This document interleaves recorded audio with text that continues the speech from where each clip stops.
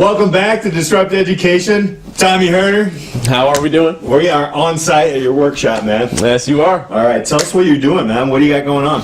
Well, since I graduated high school, I've been going to IWS, Illinois Welding School. I've been taking the 104 program, so I'm learning how to weld pipe structurally and with pipe. Okay, cool. Weld with pipe. So you're just welding? Welding. Right? Doing TIG, MIG, stick, the whole shebang. You see, these are things we don't know. So I'm guessing like cool welds. No, it's cool. So how long? What is that program like? How long is it? Well, it depends on the person because it's learn as you go. Oh, it is. Okay. Yeah. So I'm pretty good. Not to toot my own horn. I tend to do that a lot and say that a lot, but not to toot my own horn. But I'm pretty good. So some of the guys, it'll take them a little bit longer, somewhere around 9 months or so. Yeah. But some people it could take 7. And you said you have 3 gigs at least waiting for you. Yeah. Yeah. Some good stuff. Now you knew in high school you wanted to do this. Right? 100%. And then you're also doing we're in your workshop. What do you do here? Well, here I make a lot of stuff. It's kind of hard to define it because I make knives, I make cast stuff, I forge stuff, woodwork, leatherwork. I don't even know how to define it because I like to define myself. Right? 809 Creations, and that's why I changed the name because 809 Steel, it didn't define me. It narrowed me down. Right. Can't have that. Can't have that. Got to broaden your horizons. Exactly. What? So when did you get into this? How did you know this was what you wanted to do? Because even in high school you were working on this a good while. Well, my dad taught me how to work with tools, since I was 2. Yeah. I don't know how old I was, but very young. He taught me how to work with and respect tools.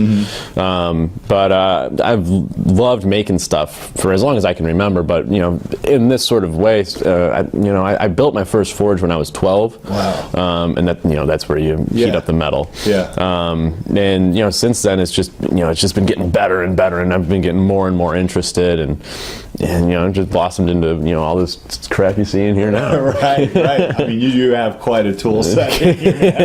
We can widen isn't this even thing all out. of it. There are tools everywhere. But yeah, so you learn as you go.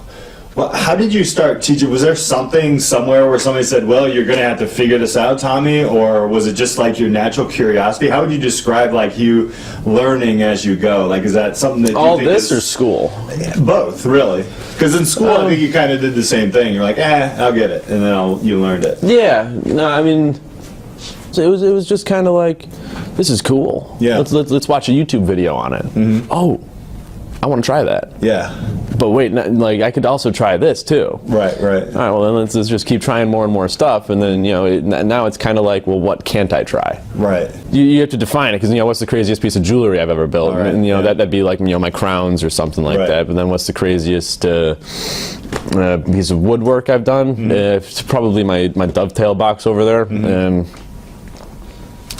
Knives, the brass knuckle knives. Yeah. I have no idea what the craziest thing I've ever built. Then we could even dabble into construction and stuff, and stuff that I've built, for in a construction sense. I have no idea how to answer that question. Okay, that's cool though. There's so many different things. I guess art's in the eye of the beholder, right? Yeah, exactly. What is crazy? It's all crazy to me, man. This is insanely awesome. That I think that right now you're seeing in middle schools and things like that where they're starting to just go straight CAD and no hands-on and different things like that. But going back into high school, let's go into what you would change. Going into give kids more freedom. How so? I mean, they're just brainwashing kids. From the moment they go into elementary school until the second they get out of high school, they're constantly being taught, the same thing that everybody's being taught, and they're not learning what they want to learn. They're being forced to learn.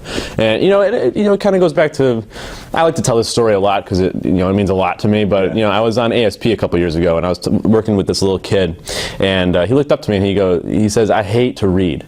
I said, "No, you don't. Everybody loves to read, but everybody hates to read what people make them read." And the next day I come back and I see him, he's sitting there reading his magazine. Yeah. Not a joke. That happened. Yeah. And if you have a passion or an interest, go for that. And that you should be persuaded to go for that. Who would have thought I'd be able to do this and make money doing it? Right. I guess money isn't everything, but be successful and be happy. I love it. And there's thousands of other kids, yeah, even millions. I mean, I don't know. Yeah. But who have a passion, but they're constantly being told, you got to go to college, you got to get a good job, you got to get something that pays a lot of money, and then you got to buy a nice car, then you got to buy a nice house, and then you got to just keep doing all this stuff. And yeah, money is important to happiness. Well, I guess that's relative. Sure. But nah, man, if you love something, do that. So then what does Tommy Herner High School look like? If you were able to design, at least like, let's see, Stephen, I'll even cut it down to like junior, senior year. What does that look like in your mind? Like, how would you individualize that? Well, the first step would be to ask the kid what they're interested in. When was any kid ever asked that in school? I never was. I mean, I was, but that's just because I was talking about what I'm interested in, and then somebody overheard, and then they come in and ask more questions. Right. Because what I do is cool. I don't mind admitting that. Yeah. It's cool. But that's also because nobody else is doing it. If everybody was doing it, then it wouldn't be cool. Right. And that's fine. Just like if other people are passionate. I'm rambling now. Sure. No. But figure out what the kid wants, and then push them to go for that. There's stuff that everybody needs to learn, even if they don't want to learn it. Like there's some math and reading, or there's stuff that you need to know how to do, but that shouldn't be the focal. Right. It should be what you're interested in, because if you're interested in it, then you're going to be driven from yourself and not from everybody around you. Well, let me ask you this then. So in the system that you were in, there was a major push. Tommy, you got to go to college. Tommy, you got to go to college. How did you handle that? Because you knew pretty early, like, that's not my path. It's not what I'm going to do right away. Again, I don't really know how I handled it, because, like, in one sense, it really bugged me. Yeah. Because everybody wanted me to do something that I didn't want to do. But on the other hand, I was kind of just like, screw you. Like, I'm going to do this instead. Like, this has been proven time and time again by so many people that I know and people that I don't know, that it leads to nowhere. Right. You wind up with a piece of paper that you spent a bunch of dough on, and not to quote Good Will Hunting, but you could have got it at the public library. Right. Whereas, I could go to this trade school and I could learn how to do something that there's hundreds of thousands of jobs opening up for it right now. Right. Very well paying jobs. Yeah. And I don't mean to keep on bringing up the whole money thing. Sure. But it's important. Right. It's, absolutely. You got to make ends meet. Exactly. Like how the worrying about how the bills get paid is how the bills get paid. Right. And if you go out and you just spend a bunch of money, then you're in the hole. Yeah. And then you can't pay the bills. And then all you've got is this piece of paper that says that you did something, and half the time you didn't. You cheated your way through it. Right. And so, no. Yeah. Why do that? Because if I went to college, it would have just been the same thing as high school. I walked through high school. I didn't give a crap about anything. Yeah. Okay. So there's a certification for MIG welding, certification for TIG welding, certification for stick welding. Okay. And then there's certification for welding structurally, and then there's certification in welding pipe. Are all these like, I mean, they're self-taught as well, and then you just take like you got to do an actual weld and show somebody or something? Yeah, basically, yeah. Like there's no cheating, right? No, there is no cheating. Yeah, and then what they do is they take cool. an X-ray device. I don't know how it works. It's not my job. But then they go over it, and if it doesn't pass because you didn't do a good job, doesn't pass. Exactly, you got to do it again. Right. Or you give up and you go do something else. Exactly. So, what do you think? What's happening after this step of your education? I plan on getting my 3G, 4G cert and stick welding. Tell us what that is. Is there an easy way? It's what I was just talking about, but it's a narrowed down point. And really, that's just so that I'll be able to get a job, easier. Right. I'll have a thing, a card that tells anybody that I am certified to do this. Okay. And then after that, I really don't know. I'm probably going to try to find myself a welding job just so I can start making some good dough. Yeah. Fresh out of high school. Yeah. No debt. Right. I got a car. I've got my own shop. Why isn't everybody doing this? I don't know.